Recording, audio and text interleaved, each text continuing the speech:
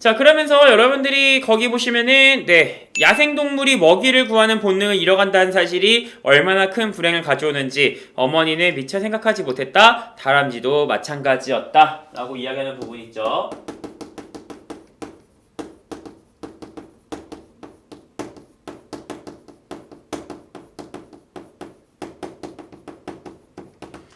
자, 이 부분은 여러분들이 우리가 지금 얘기했던 것처럼 다람쥐가 야생의 습성을 잃어버리면 어떻게 될까?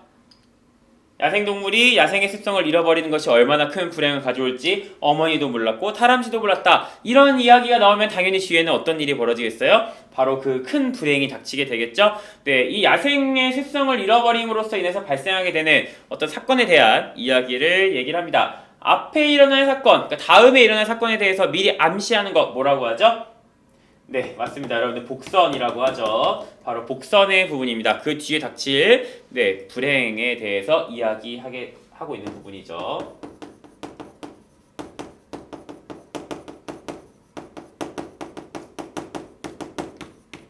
그래서 그 뒤에 전개될 사건에 대해서 암시를 하고 있는 부분입니다. 자, 그해 늦여름 어머니는 오랜만에 서울에 아들네들 집에 찾아갔어요. 자, 그런데 하룻밤씩 더 자고 오려고 했는데 뜻대로 되지 않았다. 왜냐면은 자식들이 계속 오랜만에 오신 김에 더 머무르세요 라고 이야기하다 보니까 뜻대로 하루씩 머물고 오지 못했던 거죠. 그러다가 또 서울에 있는 친척들이 있어가지고 어머니를 데리고 여기저기 놀러다니고 하다 보니까 어느새 이틀만 있다 오려고 했는데 열흘이 되어버렸어요. 그치, 열흘이 지났으니까 훨씬 많이 지났던 거죠. 자, 그러다 보니까 퍼뜩 다람쥐가 어떻게 됐지? 라는 생각이 들었을 때는 이미 열흘이 지났고, 그래서 어머니가 시골집으로 내려왔을 때는 21번째 줄 끔찍한 비극이 기다리고 있었다 라고 얘기를 했어요.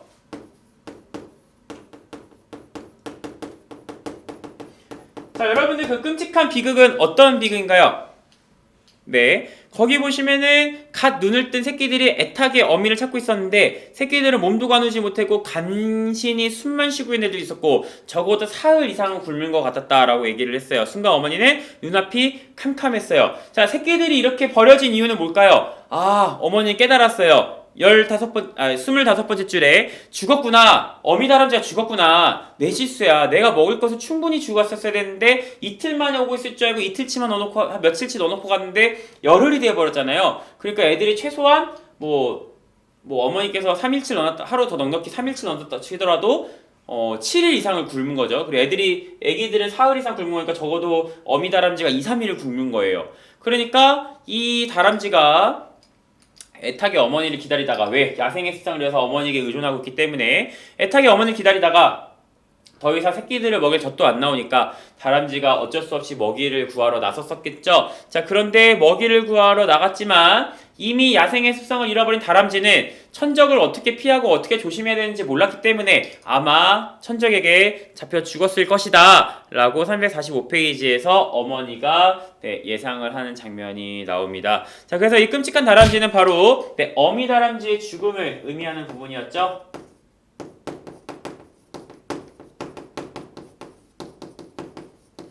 자, 여러분들 이 어미다람쥐의 죽음은 왜 생긴 거예요? 어미다람쥐가 바로 야생의 습성을 잃었기 때문에 생긴 불행인 거죠.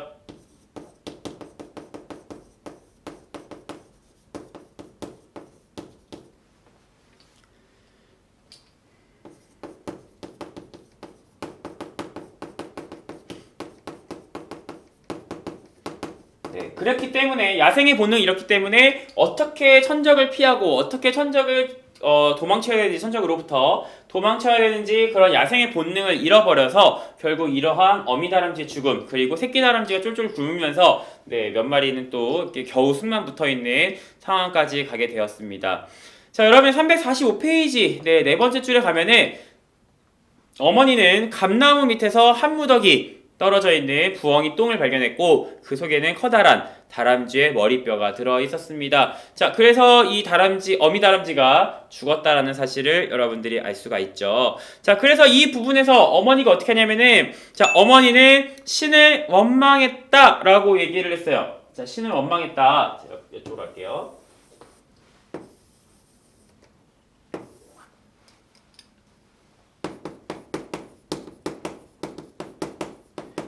자, 자, 다람쥐가 죽고 나서 어머니의 태도. 자, 신을 원망했다. 왜 신을 원망하느냐? 이렇게 얘기를 했어요. 자, 일단 어머니의 태도 한번 정리해 볼게요. 다람쥐의 죽음 앞에서 어머니는 원망하는 태도를 보여줍니다. 왜 어머니는 원망을 했느냐? 이렇게 얘기를 했어요. 자, 죽은 어미야 어쩔 수 없다 치더라도 새끼들은 어떻게 합니까? 신은 공평하다고 하셨잖아요. 강한 동물에게는 약한 새끼를 주시고 약한 동물에게는 강한 새끼를 주잖아요. 그래서 사람이나 사자나 호랑이 새끼들은 아주 약하고 자라는데 시간이 오래 걸리지만 뭐 노루와 같이 약한 동물은 태어나자마자 공중공중 뛰어다닐 정도로 강하고 자라는 속도도 빠릅니다.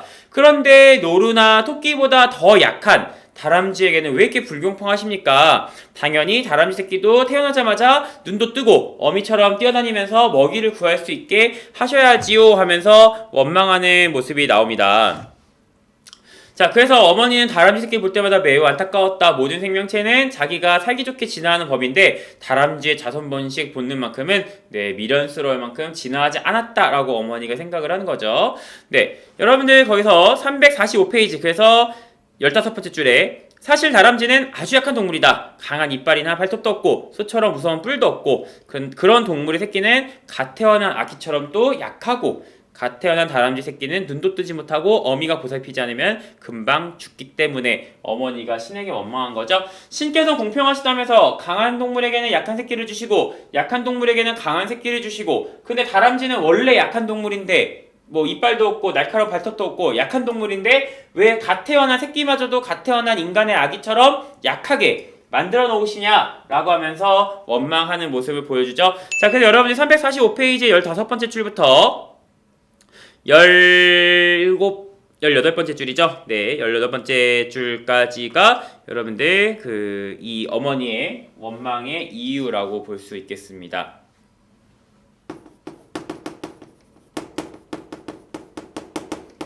그래서 여러분들이 사실 다람쥐는 매우 약한 동물이다 부터 시작해서 보살피지 않으면 금방 죽는다 까지가 여러분들이 어머니가 원망하는 이유로 알 수 있겠죠.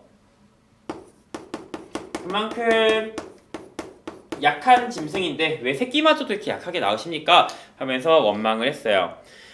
자, 그래서 다람쥐가 다람쥐 새끼도 자기 몸을 지킬 만큼 진화해서 강하게 태어났어야 되는데 그렇게 진화하지 못한 것에 대해서 어머니가 원망하는 모습을 보여주고 있습니다. 물론 다람쥐는 새끼가 약한 대신 많이 낳잖아요. 쥐니까요. 쥐라서 많이 낳아요. 많이 낳고 또 사실 어머니가 이 다람쥐를 길들인 게 잘못이죠.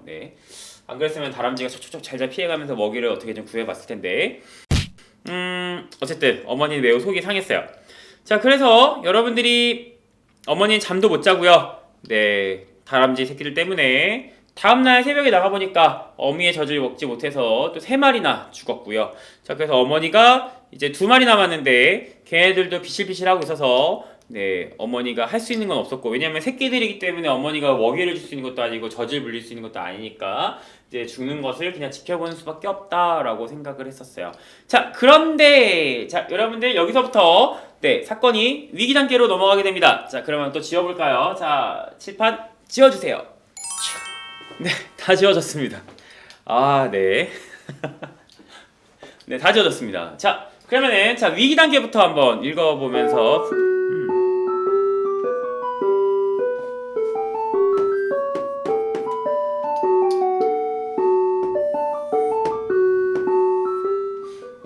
위기 단계부터 한번 볼까요? 자, 위기 단계. 자, 여러분 345페이지 26번째 줄이죠. 고양이 새끼들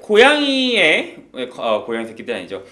다람쥐 새끼들의 죽음을 지켜보는 어머니. 그러던 어느 날 갑자기 바깥에서 죽은 새끼들 이제 묻어주려고 다음날 이렇게 가셨는데 어머나 갑자기 고양이가 야옹야옹 하면서 튀어나왔어요.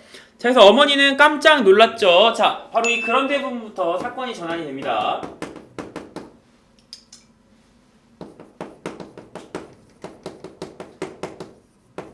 다 죽은 줄 알았는 다람쥐 새끼들을 묻어주려고 어머니가 갔는데 술독에서 고양이 한 마리가 벌쩍 튀어나왔고 어머니는 아이고 저 다람쥐 새끼들이 고양이한테 다 잡아먹혔겠거니 라고 생각하고 술독을 딱 봤어요. 자 근데 거기서 보니까 하지만 놀랍게도 어머니의 손전등에 비춰져 있던 건 다람쥐 새끼들이었고요. 거기에 고양이 새끼들도 있었어요.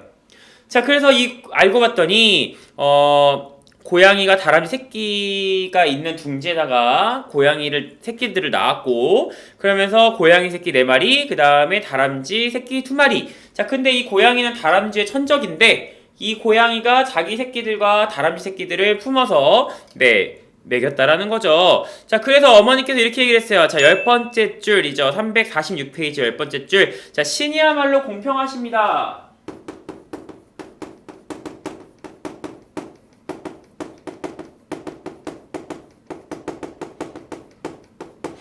자, 어머니의 태세 전환이 진짜 빠르죠? 네, 어머니 태도가 감사의 태도로 바뀌었어요.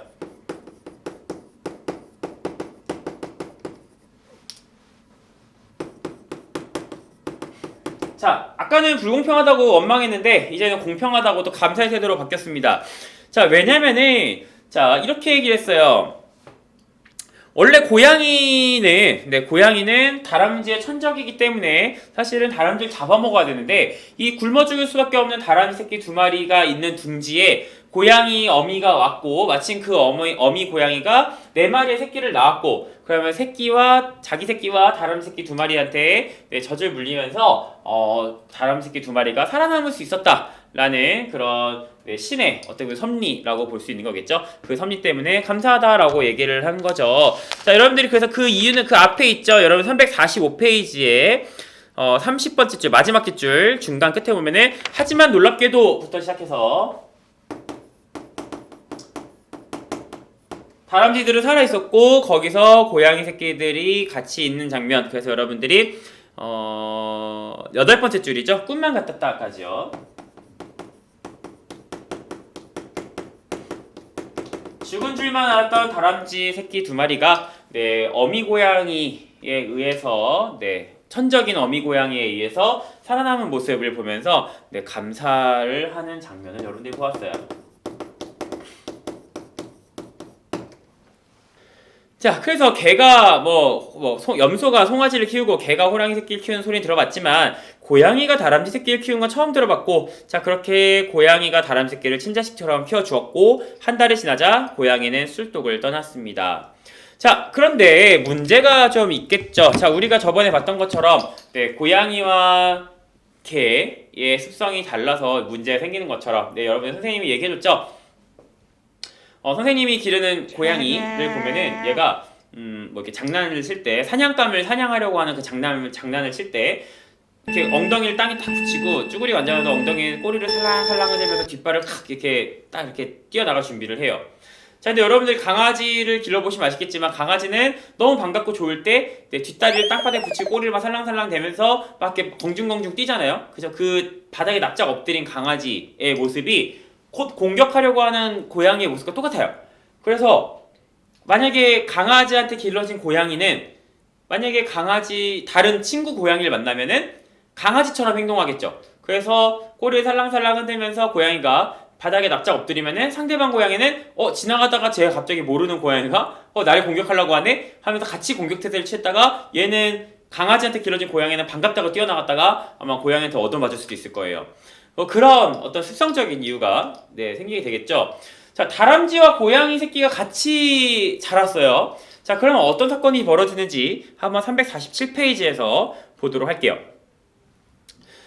보면 다람쥐는 어느 한 곳에서 보금자리를 정해놓고 생활하는 반면에 고양이는 일정한 보금자리가 없이 이 집 저 집 이곳저곳을 돌아다니면서 잠을 자는 것을 볼 수가 있어요. 다람쥐와 고양이의 습성이 다르다라는 거죠.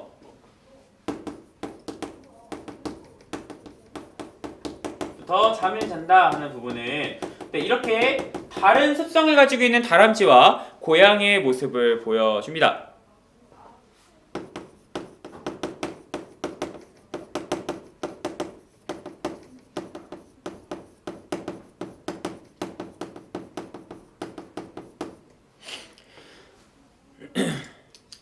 자 그러면서 이제 네, 어머니는 다람쥐 새끼를 고양이한테서 뺏으려고 했는데 이 또 어미 고양이가 또 자기 나름대로 길렀는데 얼마나 슬프겠어요. 그래서 그 생각을 해서 뺏진 않고 대신 이제 가깝게 매일 보려고 했었죠. 그리고 새끼 때부터 다람쥐가 어머니를 만났기 때문에 이 다람쥐 새끼들도 어머니를 그렇게 경계하진 않았다.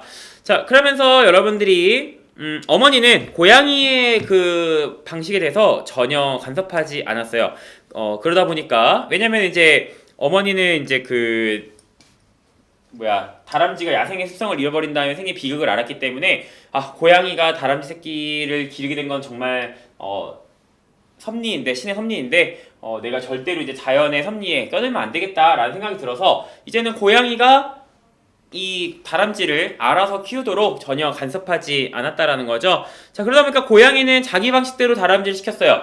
음식도 육식으로 주고, 네, 그 다음에 도토리나 밤 대신 고기 먹이고요. 그 다음에 또 찍찍 울어야 하는데, 네, 이 다람쥐가 야옹야옹 울도록 고양이가 시킨 거예요. 그러다 보니까 이상하게 찌용찌용 하면서 울게 되었다. 물론 소설이니까 그렇게 울진 않았겠죠. 찌용찌용 하고 울게 되었다라고 이야기를 합니다. 자, 네, 그래서 여러분들이 거기 347페이지 7번째 줄, 자, 어머니는 고양이의 교육에 전혀 간섭하지 않았고, 그러다 보니까 다람쥐들이 네, 쥐고기를 먹고요. 같은 쥐가 쥐고기를 먹고, 그 다음에 야옹야옹하고 그러니까 찍찍하고 울어야 되는데 야옹야옹 울다 보니까 찌용찌용, 찍찍이랑 야옹야옹 합쳤나 보죠. 네, 찌용찌용 울게 되는 모습을 여러분들이 볼 수가 있어요. 자, 그래서 여러분들이 이렇게 고양이의 습성을 익히면서 다람쥐가 자라게 되었다는 거죠.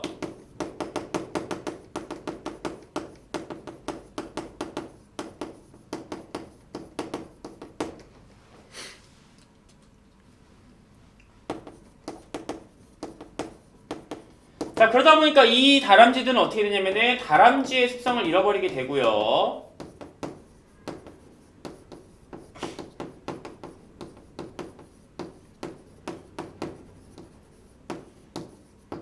자, 다람쥐의 습성을 잃은 다람쥐들이 어떻게 되는가에 대한 얘기는 또 그 다음에 나와요.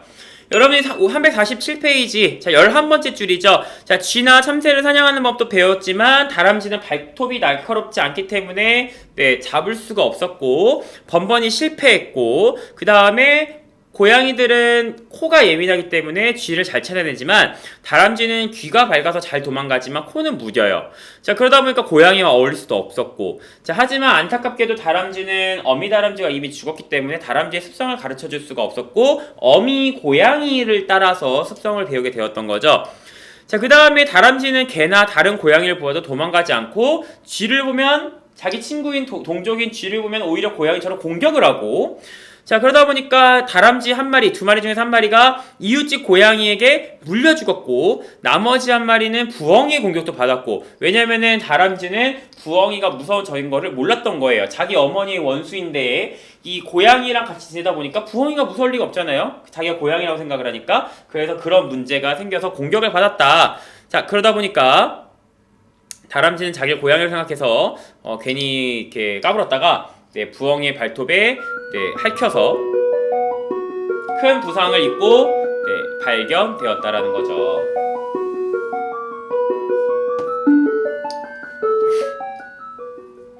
네, 347페이지 11번째 줄이죠. 자, 쥐나 참새를부터 시작해서 발견되었다 마지막까지요. 네, 이 부분은 바로 고양이의 습성을 익히면서 자란 다람쥐가 결국 다람쥐의 습성을 잃었고 그러다 보니까 생기게 된 폐해에 대해서 여러분들이 찾을 수 있습니다. 자, 그 다음은 이제 348페이지 넘어갈 건데요. 348페이지 넘어가시면은 여러분들이 이제 이렇게 어미 다람쥐를 잃고, 그러니까 자연의 습성을 잃어버린 어미 다람쥐가 새끼만 남기고 죽었고, 그 중에서 겨우 살아남은 새끼 두 마리가 결국에는 고양이, 그러니까 다람쥐로서의 본연의 습성을 잃어버리고 고양이로서의 습성을 가지게 되면서 발생하게 되는 이제 절정에 다르게 되는 거죠, 이야기에. 자, 그럼 348페이지 한번 보기 전에 한번 지우고 시작하겠습니다. 자, 348페이지 일단 펴시고요. 칠판 치워주세요. 짠! 네, 이제 여러분들 절정 단계로 가서 자, 여러분들 어떻게 어머니와 다람쥐의 관계의 이야기가 끝이 날지 한번 살펴보도록 하겠습니다. 네, 이렇게 해서 야생의 습성을 잃은 다람쥐가 야생의 습성을 잃은 것 때문에 생긴 비극, 어머니 다람쥐가 죽었고 그로 인해 새끼 다람쥐들이 굶어 죽은 새끼들이 발생을 했고, 자, 그러고 나서 이제 고양이로 인해서 구사일생으로 살아난 두 마리의 다람쥐가, 새끼 다람쥐가 또 고양이의 습성을 배웠기 때문에 한 마리는 또 부엉이에게 죽었고, 또 이제 한 마리는 또 크게 한 마리는 부엉이한테 죽은 게 아니죠. 한 마리는 고양이한테 죽었고 강아지한테 물려 죽었나요? 네, 그 다음에 한 마리는 부엉이에게 크게 핥히어 상처를 입은 상태에서 어떻게 되는지 한번 살펴보도록 하겠습니다. 자, 절정 단계. 자, 인간과 야생동물 348페이지입니다.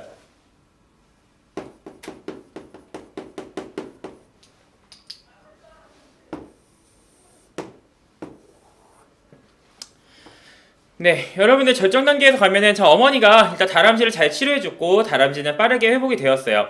자, 어머니는 다시 다람쥐를 술독에 넣어 주었고 다람쥐의 미래가 불확실하다라고 생각을 한 거예요. 왜냐면은 몸은 다람쥐인데 정신은 마음은 고양이이기 때문에 어머니가 고민을 한 거죠. 어떻게 하면은 다람쥐가 다람쥐로 살 수 있을지 도와주어야 한다라고 생각을 했었고, 하지만 어머니는 또다시 똑같은 실수를 반복하지 않기 위해서 다시 또 사람이 개입을 해서는 안 된다라고 생각을 한 거죠. 네, 그래서 하지만 다른 방법이 없었기 때문에 어머니가 알아듣든 못 알아듣든 계속 다람쥐한테 설명을 했어요. 자, 너는 다람쥐다. 너는 고양이가 아니다. 너는 도토리가 더 맛있을 거야. 그래도 고양이는 너의 천적이야. 어디로? 나무로. 넌 나무를 더 잘 타니까 하면서 얘기를 해요. 자, 하지만 이제 고양이한테 자란 다람쥐가 그 말을 알아들을 리가 만무하죠.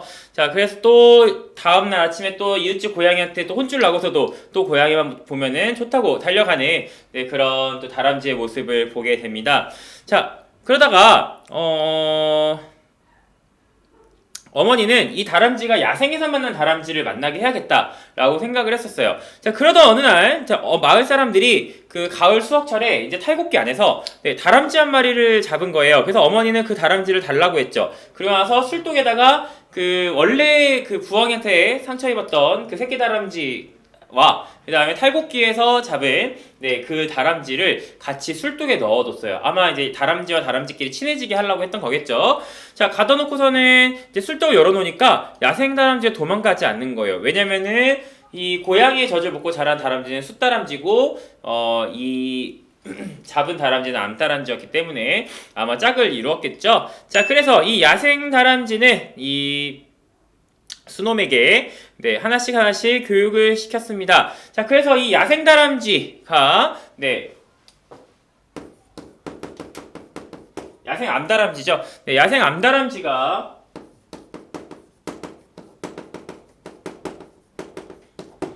고양이 젖을 먹고 자란 수다람쥐에게 어떤 교육을 했는지 한번 찾아보도록 할게요. 이 다람쥐가 계속 이제 수다람쥐에게 본연의 습성을 가르치고 있는 중이죠.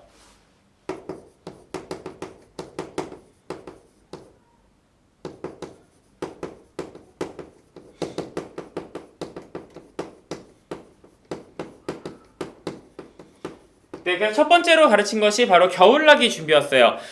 거기 어떤 준비를 해야 되느냐? 알밤과 도토리를 모아다가 식량 창고도 만들고 흙으로 덮어서 창고를 만드는데 이거를 열 몇 개씩 수십 개의 창고를 만들어야 한다. 그래서 지푸라기와 낙엽으로 겨울을 따뜻하게 나도록 모아놔야 한다. 이런 것들을 했다라는 거죠. 첫 번째로는 겨울나기 준비를 했다.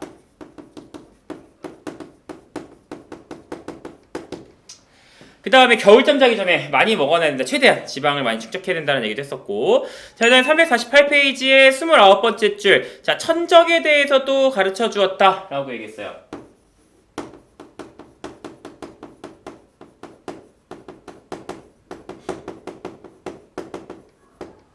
그래서 거기 보시면은, 고양이나 개, 족제비, 담비 같은 천적은 호를 이용하니까 바람을 통해서 등지어서는 안 된다라고 단단히 알려주었다라고 했고요.